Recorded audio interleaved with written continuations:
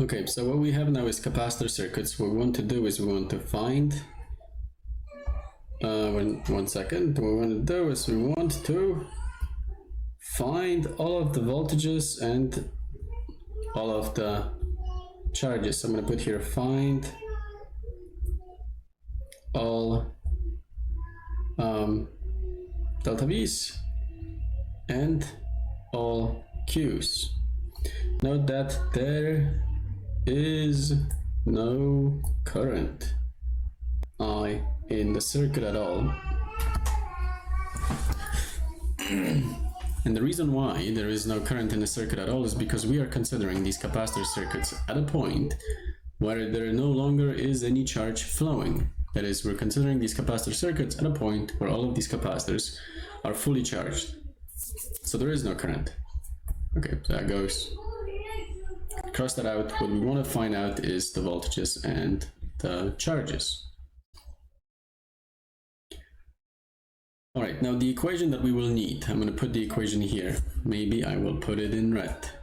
Is capacitance. That wasn't much of a capacitance, now was it? Let's see. There we go. Capacitance equals charge Q over the voltage. Now this equation will play the same role as the one we used before for the resistor circuits. Delta V equals I times R. Right, just like in previous circuits, the resistor circuits, you had to find the current and you had to find the voltage across all of the resistors. Now in capacitor circuits, you will have to find the charges and the voltages in all of the capacitors. And just like in resistor circuits, resistors had whatever resistance they had, but that resistance wasn't changeable. Likewise, the capacitors will have whatever capacitance they will have, and this capacitance is not changeable. The charges and the voltages may vary, but the capacitance stays constant, right? The currents and the voltages in the circuit may vary, but the resistance always stayed constant. Okay, now this can go. We don't need this.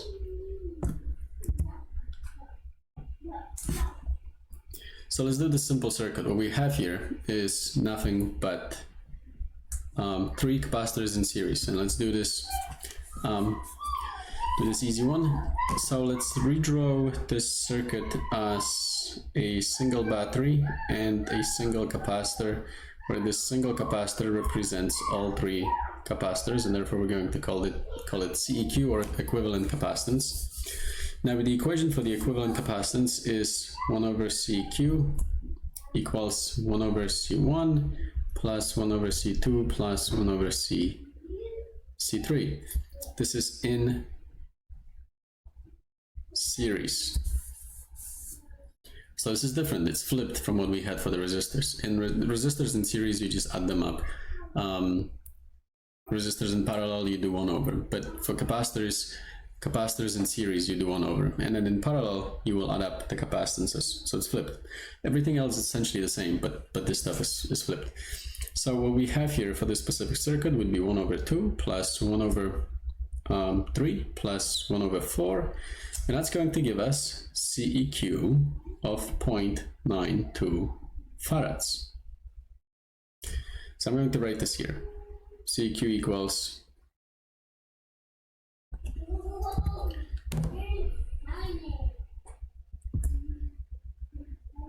CEQ equals 0.92 farads, and I'm going to leave the rest here.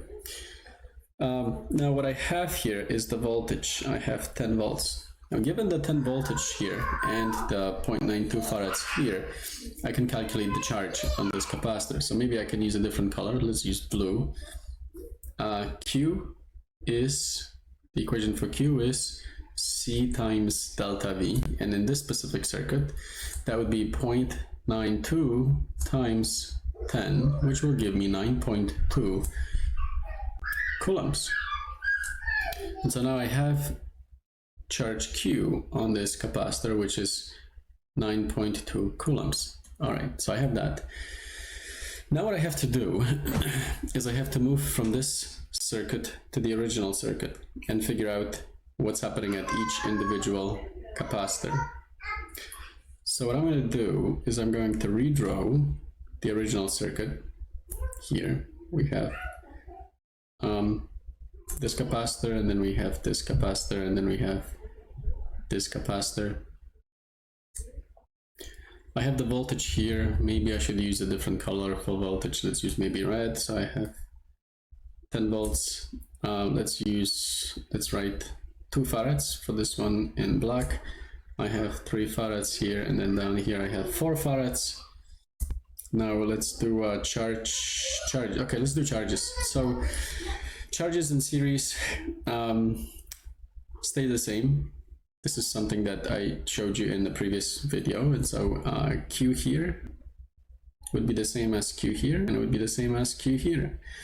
And that Q that stays the same everywhere here is the same thing as this Q. So this would be 9.2 coulombs, this would be 9.2 coulombs, and this would be 9.2 coulombs. Right? The charge Q that you have on this one capacitor here is the same as the charge on this plate and this plate and this plate and this plate and this plate and this plate. Right? Charge on this plate and on this plate is the same as the charge on this plate, this plate, this plate, this plate, this plate, and this plate. Okay, and we went over that before. So now that I have all of the Qs, what I can calculate is the voltage at each capacitor. Right? If you look at this equation here, I have all of the capacitances, I have all of the Qs. The only thing that I don't have is the voltages, and so I can still calculate the voltages. So the first voltage, call it delta V1, is going to be equal to Q1 over C1, and in this specific case it'll be 9.2 divided by 2, and this will give us 4.6 volts. Okay, so I have 4.6 volts here, 4.6 volts here. All right, the next one, delta V2, is going to be Q2 over C2, and that amounts to 9.2 divided by 3, which will be about 3 volts. So this is 3 volts. I'm going to put here 3 volts. So I have 3 volts in this case. And then the last one, delta V3, is going to be Q3 over C3, and that will be 9.2 divided by 4. That's just half of the first one, so that would be 2.3 volts. So I'm going to put here that I have 2.3 volts. Okay, I'm almost done.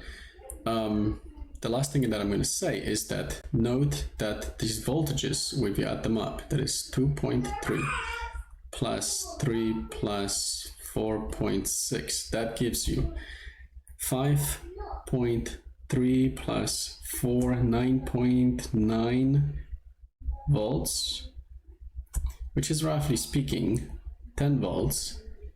And this is what it should be, because voltages in series add up, and you have voltage here, voltage here, voltage here. The 3 voltages here are in series. They should add up to the total voltage of 10. All right, well anyways, so now we are done. We did this simple circuit, 3 capacitors in series.